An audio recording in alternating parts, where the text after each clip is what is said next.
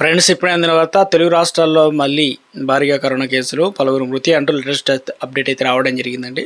So ఆ వివరాలు ఏంటనేది కూడా వీడియోలో తెలుసుకుందాం. వీడియో చివరి చూడండి, అర్థమవుతుంది. మరోసారి ఛానల్ వస్తే తప్పకుండా సబ్స్క్రైబ్ చేసుకోండి. చూస్తున్నారు కానీ లైక్ చేయడం మర్చిపోతున్నారు, వెంటనే లైక్ చేయండి. తెలుగు రాష్ట్రాలైన ఆంధ్రప్రదేశ్లో మరోసారి కరోనా వైరస్ కేసులు నమోదవుతుండడంతో వైద్య ఆరోగ్య శాఖ అప్రమత్తమైంది. జూన్ 26 నుంచి జూలై 16 వరకు రాష్ట్రంలో మొత్తం 12 COVID-19 పాజిటివ్ కేసులు నమోదయ్యాయని చెప్పేసి వైద్య ఆరోగ్య శాఖ కార్యదర్శి, ఆరోగ్య కుటుంబ సంక్షేమ శాఖ కమిషనర్ వీరపాండియన్ అయితే వెల్లడించారు. అయితే ఈ కేసుల్లో రాష్ట్రంలో 4 జిల్లాల్లో చెదురుమదురుగా నమోదయ్యాయని, ఒకే ప్రాంతంలో క్లస్టర్ రూపంలో వ్యాప్తి చెందలేదని స్పష్టం చేశారు. అయితే ప్రజలు భయపడాల్సిన అవసరం లేదని, కానీ జాగ్రత్తలు మాత్రం తప్పనిసరి పాటించాలని సూచించారు. ఈ ఏడాదిలో రాష్ట్రంలో తొలి కరోనా కేసు జూన్ 26న కడప జిల్లాలో నమోదైంది. అనంతరం జూలై 1 నుంచి 16వ తేదీ వరకు మరో 11 కేసులు గుర్తించారు. వీరిలో 2 ఇప్పటికే కరోనా సోకి వ్యక్తులతో సన్నిహితంగా మెలిగిన వారు గుర్తించినట్లు అధికారులు తెలిపారు. ఈ జిల్లాల వారీగా పరిశీలిస్తే కడప జిల్లాలో అత్యధికంగా 8 కేసులు నమోదయ్యాయి. గుంటూరులో 2 కేసులు, విశాఖపట్నంలో మరియు కాకినాడ జిల్లాలో ఒక్కొక్క కేసు నమోదైంది. కేసులన్నీ వేరువేరు ప్రాంతాల్లో నమోదయ్యాయని చెప్పేసి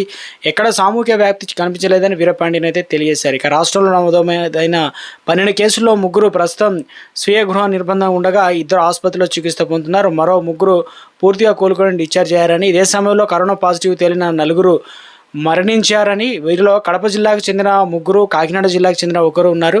అయితే వీరందరికీ ముందే తీవ్ర రక్తపోటు, మధుమేహం, కిడ్నీ సంబంధిత వ్యాధుల వంటి ఇతర ఆరోగ్య సమస్యలు ఉన్నాయని చెప్పేసి వైద్య ఆరోగ్య శాఖ స్పష్టం చేసింది. వారి మరణాలకు కేవలం కరోనా ఒకటే కారణం అని చెప్పలేమని అధికారులు అయితే తేల్చెప్పారు. ఇక వైరస్ స్వరూపాన్ని గుర్తించేందుకు 5 నమూనాలు జూలై 9న పూణేలోని జాతీయ వైరాలజీ సంస్థకు జన్యు క్రమ విశ్లేషణ కోసం పంపించారు.